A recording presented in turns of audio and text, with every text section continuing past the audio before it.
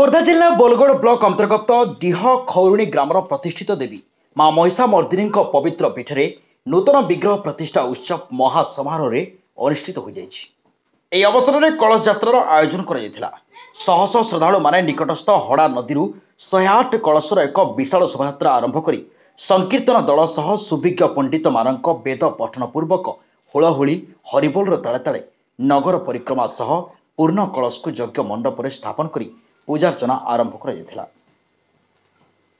हरिबोल हुलहुली यज्ञ वेदी प्रकंपित हो आध्यात्मिक परिवेश सृष्टि होता।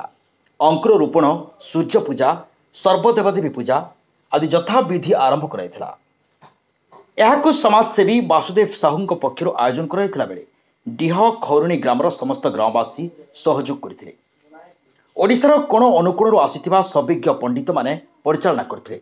श्रद्धालु भक्त मानक पय प्रसाद सेवन व्यवस्था कर यज्ञ 4 दिन धरी चालू रहिबो। এই অবসরের समाजसेवी वासुदेव साहू जोग देते। बड़कुमारी ग्राम पंचायतर समस्त गाँवर प्राय 3000 पुरुष और महिला माने यह उत्सव में जोगदे वासुदेव साहू को पुष्पगुच्छ उत्तरीय बाजाबाण फुटे स्वागत कर मंदिर जाए पाछड़ी नहीं। सेठारे श्री साहू पूजार्चना कर ठाकुर आशीर्वाद भिक्षा करते। Badgarh Jitendra Sahu report the news today.